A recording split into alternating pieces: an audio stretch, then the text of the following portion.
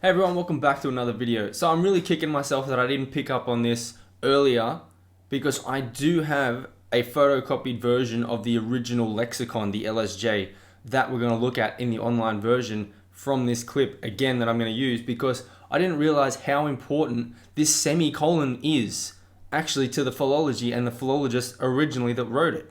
So we're going to take a look at what Luke says, and then we're going to take a look at the original lexicon, which I wish I pulled up originally, but I'm going to show you in this one how they compare and how important it actually is. All right, let's take a look. Three of us have had a text discussion or a text thread for the past few months. Yes. Ammon sent this to the thread a few weeks ago, and I pointed out at the time that semicolon is very important.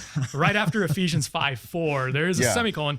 Ammon, what does that semicolon mean to you? Surprised? What does it mean to you? So in my previous video, I showed you in English what the semicolon means and how it works in English, and it means in this case and, so you're delineating between this and this, and you're saying in this case it means filthy conduct and euphemism for fellatio. So we'll have a look at that and I'll show you the original LSJ version. Okay, there it is right there. And then there's the semicolon, so important right here.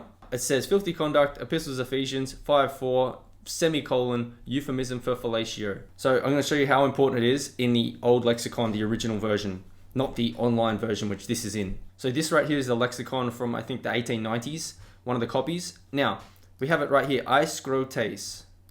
This is the word we're talking about, ugliness, obscenity, deformity. So how important is this semicolon?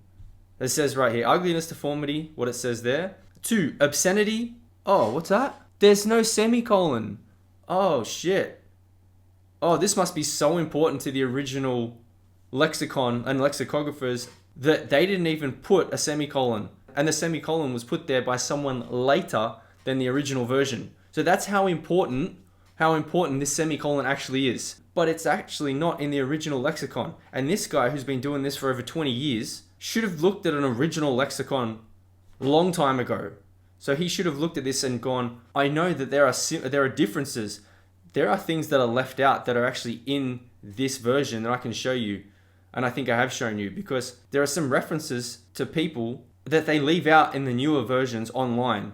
And this difference right here, there is no semicolon. But I'm going to show you they knew how to use a semicolon, because a couple of definitions down, it says, they're quoting Herodotus, and then they put a semicolon. So this word means shame, and then the semicolon, and so, aiskunein, involves dishonor. So it's so important for this early lexicon and this definition right here for Luke's argument to say, oh no, they're separate terms. When right here, it never existed in the original lexicon because it's just a comma.